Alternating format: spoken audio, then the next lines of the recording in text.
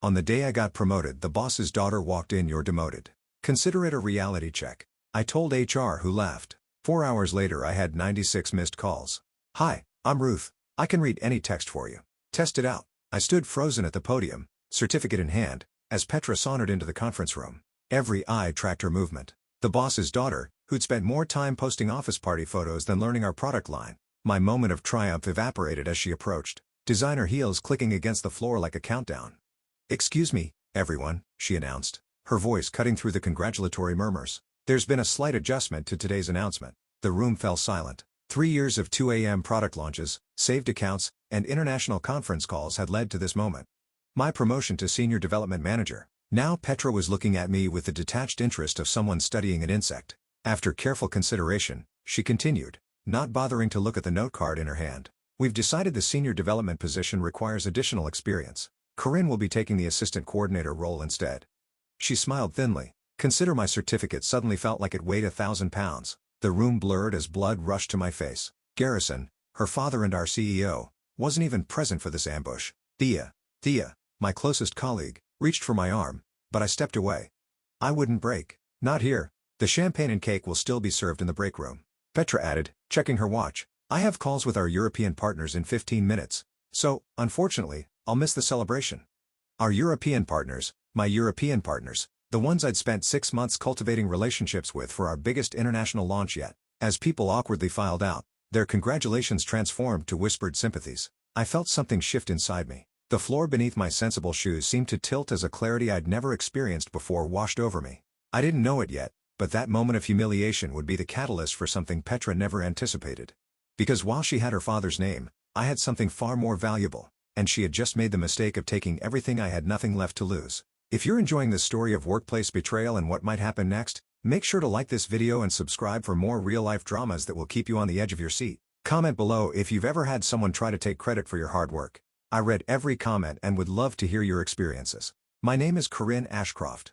Before that day, colleagues described me as methodical, dedicated, and perhaps too accommodating. I grew up in a small coastal town where my father ran the local hardware store, teaching me the value of knowing your inventory better than your competition. My mother, a high school mathematics teacher, instilled in me the importance of double-checking every calculation. Neither prepared me for corporate politics. I joined Garrison's company 3 years ago after completing my master's in international business development. The company was struggling to expand beyond domestic markets, and my thesis on penetrating reluctant international economies caught their attention. I wasn't the obvious choice. I lacked the pedigree of other candidates, but my research was solid, and I was hungry to prove myself. For my first project, I was assigned to analyze why our products weren't selling in Australia. After 3 weeks of research, I discovered our shipping partner was holding inventory in non-climate-controlled warehouses, causing product degradation before items even reached shelves. My solution saved the company $3,400,000 in my first quarter. I continued to quietly solve problems nobody else could see. When our Asian market expansion stalled, I identified cultural customizations that revitalized sales. When tariffs threatened our Canadian distribution, I found a legal workaround that preserved our margins. Through it all, I remained in my mid-level position while watching less qualified people climb past me. People like Derek, who played golf with Garrison. People like Weston, who attended the same university as the board chairman. People like Petra, who spent her first year observing departments before landing a director title. I told myself merit would eventually win. I was naive. The morning before my promotion turned demotion, I had received an email from our largest potential European partner. "Your analysis of our market is the most comprehensive we've seen," their CEO wrote. "We look forward to tomorrow's presentation and finalizing our partnership." That partnership would be worth $42 million in first-year revenue alone. I had spent months identifying a legislative loophole that would give us significant tax advantages if we moved quickly before pending regulations closed it. The information wasn't public knowledge, but my research with regulatory insiders had uncovered it. This was my masterpiece. And now, apparently, it was Petra's. After the demotion announcement, I walked directly to HR. Everett, the human resources director, welcomed me with practiced neutrality. His office smelled of coffee and printer toner. "Corinne, what can I do for you today?" he asked, despite surely knowing why I was there. "I'd like to understand the rationale behind my position change," I said, keeping my voice steady, "particularly since it contradicts what Garrison told me yesterday." Everett shifted in his seat. "Position adjustments happen for various reasons." "Everett," I interrupted, "we've known each other for 3 years. Let's not pretend this is normal procedure." He sighed, shoulders dropping. "Look, I understand your frustration, but her father owns the company. What do you expect us to do?" The fluorescent light above flickered, casting momentary shadows across his apologetic expression. "So merit means nothing here?" I asked. "Merit means something," he replied carefully. "But family means more." I left his office with my answer. In the elevator down to my floor, my phone buzzed with a message from Thea. "Petra just emailed everyone. She's taking over your European presentation tomorrow. Says she's handling it personally now." The elevator doors opened, but I couldn't move. The European presentation contained my research about the regulatory loophole, the key to our competitive advantage. If presented correctly, it would cement our position in 5 countries. If handled poorly, my phone buzzed again. "Thea, she's in your files right now, copying everything." Of course she was. Why steal half a victory when you could take it all? I returned to my desk, soon to be relocated to some distant corner, and found Petra sitting in my chair scrolling through my computer. She didn't even look up. "I need your presentation notes for tomorrow," she said. "They're all in the shared folder," I replied. "Everything's there." This wasn't entirely true. My latest research, the critical updates about the regulatory timeline, was saved in my personal notes. I hadn't transferred them to the shared drive yet, planning to incorporate them during my final presentation review. "Perfect," Petra said, standing up. "I'll take it from here. You should start moving your things to the assistant coordinator desk." She finally looked at me, her expression almost curious. "You know, if you had networked more, this might not have happened. All work and no play makes for replaceable employees." As she walked away, my desk phone rang. It was Veronica, our contact at the European Regulatory Commission. "Corinne, I just confirmed that information you asked about. The vote is definitely happening next week, not next month like everyone thinks. If your company wants to utilize the existing framework, you'll need to file within 10 days. 10 days? Not the 6 months everyone in the industry believed we had. Thank you, Veronica. This is incredibly valuable. I'm only telling you because you've done your homework better than anyone else approaching our markets. Will I see you at tomorrow's presentation?" I paused, my hand tightening around the receiver. "I'll be there, but there's been a change in presenters." After hanging up, I sat motionless, considering my options. The correct thing would be to immediately update the shared folder with this critical information to ensure the company had every advantage. But as I watched Petra showing off my presentation to admirers across the office, another path crystallized in my mind. I could just do nothing. The thought both terrified and exhilarated me. I had never deliberately withheld information before, but I wasn't being asked to present. I was being demoted. My work was being stolen. What did I owe them? That evening, I stayed late, packing my desk items while everyone else left. The office grew quiet except for the of air conditioning. In the corner conference room, I could see Petra still practicing my presentation. She was stumbling over the technical details, but her confidence never wavered. She truly believed that confidence alone could substitute for competence. As I watched her, my phone rang. It was Garrison himself. "Corinne," he said without preamble, "I just heard about today's announcement. I want you to know I was in board meetings all day." "Are you saying you didn't approve the change?" I asked, heart suddenly racing. A long pause followed. "I'm saying Petra has strong instincts about organizational needs. The board feels she's ready for more responsibility. And my work, my projects will be appropriately managed," he finished smoothly. "This isn't a reflection on your performance. Sometimes we need to make room for emerging talent." Emerging talent. His daughter was 31, 4 years older than me. "I understand," I said, though I didn't. "Excellent. I knew you would. That's why we value you. Just not enough to honor promises. Not enough to protect my career." As I hung up, Petra emerged from the conference room. Seeing me still there, she approached. "Still working? That's dedication," she said with artificial brightness. "Quick question about slide 32, the regulatory timeline. It mentions pending legislation but doesn't give specifics. Is there a supplemental document?" This was my moment. The information from Veronica changed everything about our market entry strategy. Without it, any presentation would be fundamentally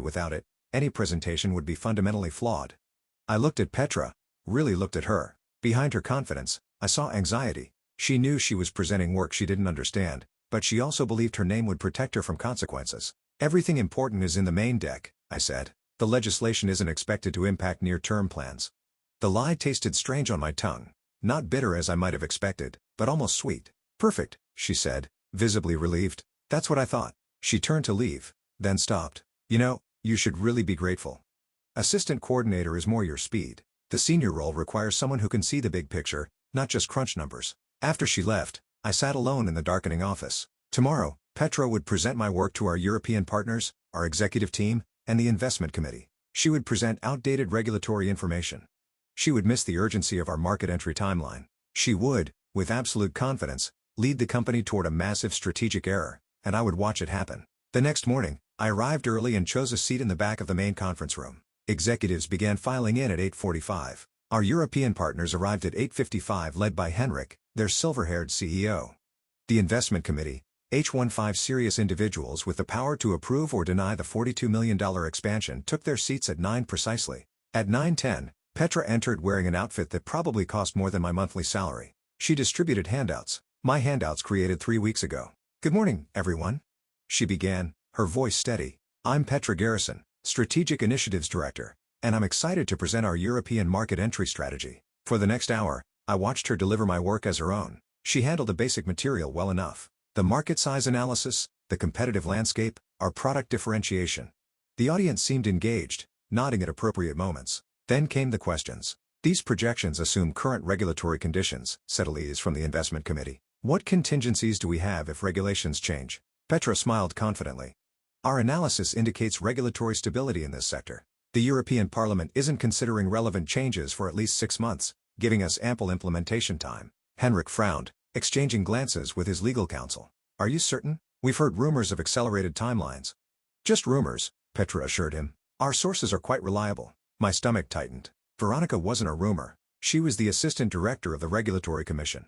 The questions grew more technical. With each one, Petra's answers became vaguer, her confident smile more forced. When asked about tariff implications for specific product components, she gave an answer so incorrect, I had to stifle a gasp. Then Henrik asked the question I'd been dreading and anticipating. "What's your position on next week's parliamentary vote regarding cross-border digital commerce regulations?" Petra blinked rapidly. "Next week? Our intelligence suggests that vote is scheduled for next quarter." "It was moved up," Henrik said flatly. "It's on the official parliamentary calendar. The outcome will fundamentally reshape market entry requirements."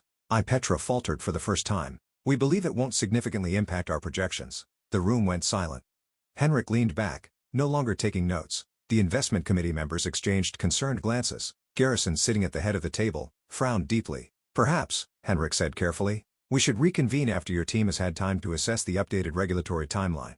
The meeting ended with uncomfortable handshakes and non-committal pleasantries. As everyone filed out, Garrison pulled Petra aside, his expression thunderous. Neither looked in my direction. I returned to my new desk in the corner, smaller, facing a wall, a physical manifestation of my demotion. By lunchtime, whispers spread that the European partners were reconsidering. By mid-afternoon, the investment committee had postponed their decision. At the 30, Garrison burst from his office, face flushed, phone clutched in his hand. Petra followed, her earlier confidence replaced by panic. My phone began to buzz. First Thea, then Everett from HR, then the head of legal. By the time I checked my notifications 4 hours later, I had 96 missed calls and messages. The company was in crisis mode. The European partners had not only delayed but were reconsidering whether we were competent enough to work with. The investment committee was questioning the entire expansion strategy, and everyone was looking for answers about how we could have missed something so fundamental. No one had yet realized that I might have those answers, but they would soon. And when they did, everything would change. That night, I couldn't sleep. My phone continued buzzing with messages I refused to answer. Around midnight, I finally silenced it and stared at my ceiling, thoughts racing. The company was in full meltdown, and I was the only one who knew exactly why. Morning arrived with a company-wide email announcing an emergency board meeting at 9 a.m. My name wasn't on the attendee list. No surprise there. Assistant coordinators didn't attend board meetings. I dressed carefully that morning, choosing a simple charcoal dress I'd worn on my first day at the company. As I applied my lipstick, my phone rang. "Thea, Corinne, where are you? Everyone's looking for you. Garrison is having a complete breakdown, and Petra locked herself in the bathroom an hour ago." "I'll be in shortly," I replied calmly. "They've called an emergency board meeting. Henrik and the European team are threatening to walk completely. Did you know about the vote next week?" I paused, lipstick midair. "Yes, I did." Silence stretched between us. "Corinne," Thea's voice dropped to a whisper. "Did you deliberately not tell Petra?" I set down my lipstick. "I'm on my way. We'll talk when I get there." The office was chaos when I arrived. People hurried between conference rooms, expressions tense. Everett from HR spotted me immediately. "Thank God," he said, rushing over. "The board wants to see you now." He led me to the executive floor, a place I'd visited rarely and never with positive outcomes. Outside the boardroom, Garrison paced while 2 board members spoke in hushed tones. Petra was nowhere to be seen. When Garrison noticed me, he stopped pacing. His face, normally confident and commanding, looked haggard. "Corinne," he said, my name sounding strange in his mouth. "We need to talk about the European presentation." Before I could respond, the boardroom door opened. Avery, the board chairman, gestured me inside. "Miss Ashcroft, please join us." The long boardroom table was filled with grave faces. Henrik and two members of his team sat on one side, the investment committee occupied the other. At the head sat Avery, his silver hair perfectly arranged despite the crisis atmosphere. Miss Ashcroft.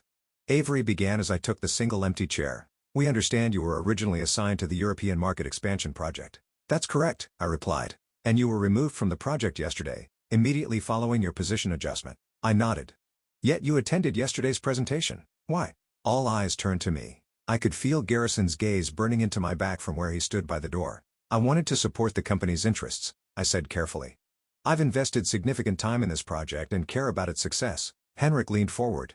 Miss Ashcroft, were you aware of next week's parliamentary vote on cross-border commerce regulations? The room held its breath. This was the moment that would define everything that followed. Yes, I answered simply. I received confirmation of the accelerated timeline the day before yesterday. The room erupted with voices. Avery raised his hand for silence. And why wasn't this information included in yesterday's presentation? He asked. I met his gaze directly. I was removed from the project before I could update the shared files. My notes about the regulatory changes were in my personal research documents. Personal research? Garrison interrupted from behind me. All company work should be on the shared drive. I turned slightly to face him. The verification came through shortly before my demotion. I hadn't yet transferred my notes. I paused, and afterward, no one asked me for any updates. The silence that followed was deafening. Do you have this information with you now? Henrik asked. I reached into my bag and removed a folder. I do, along with a complete analysis of how we can still enter the market before the new regulations if we move very quickly. For the next 2 hours, I walked the room through everything I knew.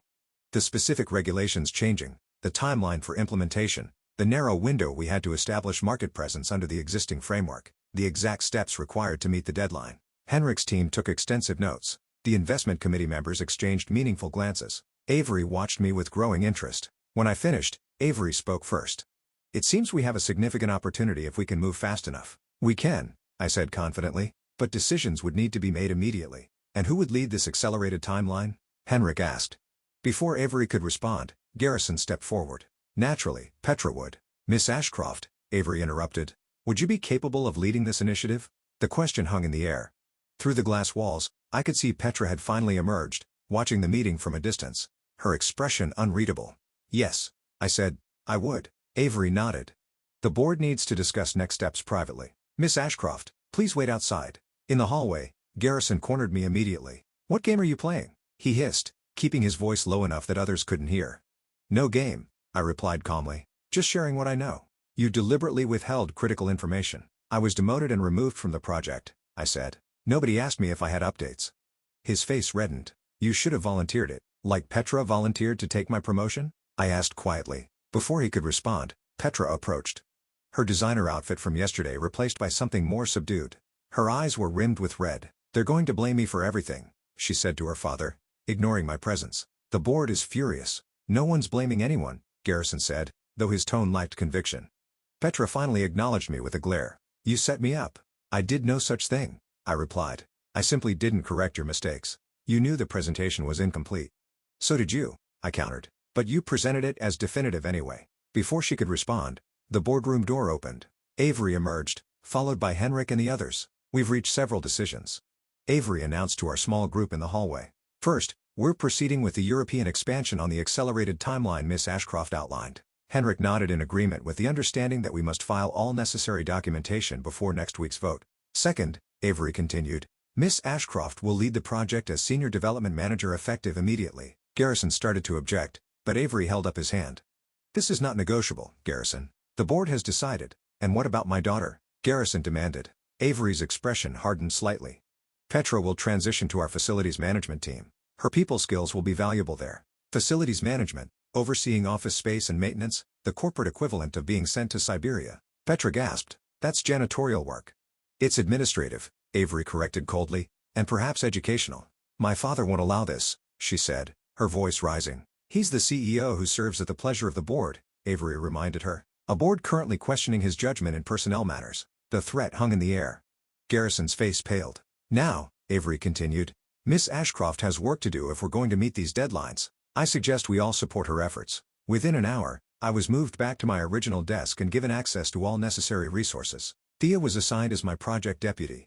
By lunchtime, we had a preliminary timeline drafted for the accelerated market entry. When I finally checked my personal email that evening, I found a message from Veronica at the European Regulatory Commission. Heard through the grapevine that your presentation had some excitement yesterday. If you're still leading the project, I'd be happy to provide any clarification needed before the vote. I smiled as I typed my response. Thank you, Veronica. I am indeed leading the project now, and I would appreciate your insights. The next week passed in a blur of activity. 14-hour days, constant calls with Henrik's team, meticulous preparation of regulatory filings. Through it all, Petra remained conspicuously absent while Garrison kept his distance, speaking to me only when absolutely necessary. On Thursday, 2 days before the parliamentary vote, Henrik visited our offices to review final documentation. I'm impressed, he said as we concluded our meeting. Your team has accomplished in days what most companies couldn't do in months. Thank you, I replied. We're motivated to get this right. He studied me thoughtfully. You know, when Petra gave that presentation, I nearly walked away completely. Her confidence despite such obvious knowledge gaps was alarming. She had limited time with the material, I offered diplomatically. Henrik smiled slightly. You're being gracious, unnecessary, but appreciated. He gathered his papers. By the way, there's an opening in our executive team for someone who understands both markets. Once this partnership is established, I'd be interested in discussing possibilities with you. The offer caught me off guard. I'm committed to seeing this project succeed. Of course, just something to consider for the future. After he left, I sat at my desk, turning his words over in my mind. A week ago, I'd been demoted to a position with no future. Now I was fielding executive offers from international partners, all because I had chosen not to speak up. The thought was still with me that evening as I worked late, finalizing documents. Most of the office had emptied when I heard footsteps approaching. Petra stood before my desk, looking nothing like the confident woman who had demoted me. Her designer clothes had been replaced by business casual. Her makeup subdued. Can we talk? She asked, her voice lacking its usual edge. I gestured to the chair across from me. She sat, hands folded tightly in her lap. I've been assigned to the Belgrade office, she said without preamble. Facilities management for our Eastern European Archive facility, Belgrade. The company's most remote location, housing decades of paper records nobody ever accessed. I see, I said, unsure how to respond. My father can't protect me anymore. The board has him on probation too. She looked up, meeting my eyes directly. You won. The statement surprised me. This wasn't about winning, wasn't it? She challenged. You could have told me about the regulatory vote. You chose not to. I considered denying it, then decided on honesty. Yes. I chose not to. Why? Because you took something you didn't earn, I said simply, and you needed to understand the consequences. She was quiet for a moment. I've never failed at anything before. That's the problem, I replied. Failure is how we learn. And what am I supposed to learn from being exiled to Belgrade? I leaned forward slightly. That name's open doors, but knowledge keeps them open.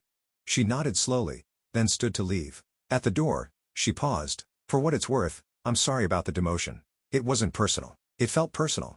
It wasn't, she insisted. It was just convenient. I needed a senior role, and yours was available. As she walked away, I realized something important. To Petra, people like me were interchangeable.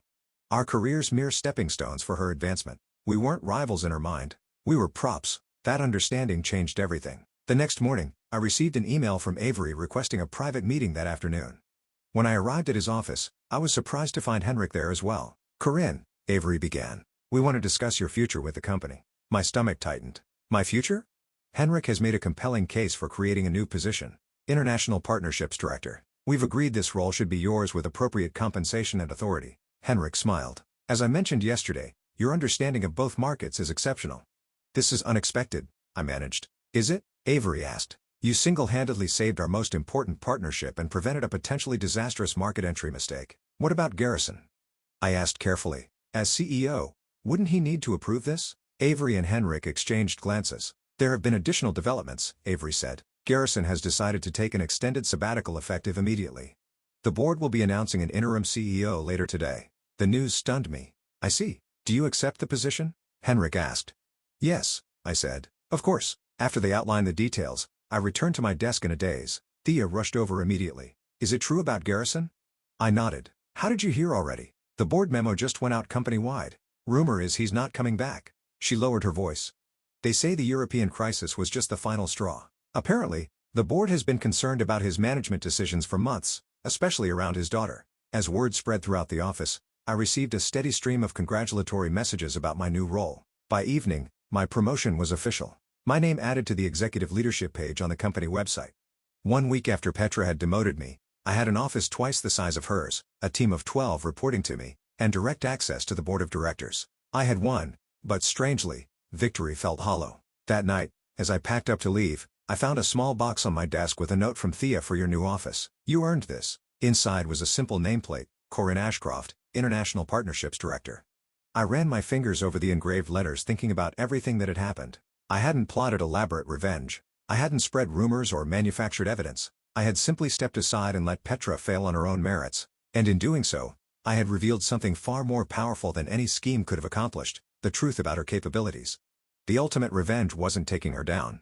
It was rising above while she fell under the weight of her own incompetence. 2 days later, we received confirmation that our European market entry had been approved before the regulatory changes. The partnership with Henrik's company was formalized. The $42 million expansion was proceeding. As I stood at the window of my new office, watching the sunset paint the city skyline, my phone buzzed with a text from an international number I didn't recognize. It's freezing in Belgrade. The archive facility is as exciting as it sounds. Congratulations on your promotion. I underestimated you. Won't happen again. I didn't reply. Some lessons are best learned in silence. 6 months later, our European expansion was exceeding all projections. Garrison's sabbatical had become permanent retirement. Petra remained in Belgrade, though rumors suggested she was looking for positions at other companies. And me? I was thriving in my new role, respected by the board and my team alike. The fear that had driven me to work twice as hard as everyone else had transformed into confidence that allowed me to work twice as smart. When Henrik visited for our quarterly review, he commented on the change. You seem different, Corinne. More assured. I learned something important, I told him. True power isn't in titles or family connections. It's in knowing your value and being willing to stand in it even when others try to diminish you. He smiled. And in knowing when to speak up and when to remain silent, especially that I agreed. People often think revenge requires elaborate schemes or public humiliation, but I discovered its purest form. Creating success so undeniable that those who wronged you must acknowledge it even from their exile in Belgrade. The most devastating response to someone who tries to erase you isn't fighting back. It's becoming impossible to ignore. If this story resonated with you, please hit the like button and subscribe for more real workplace dramas that will keep you coming back for more. Have you ever been underestimated and then proven someone wrong? Share your experience in the comments below. I read every single one and would love to hear how you handled it.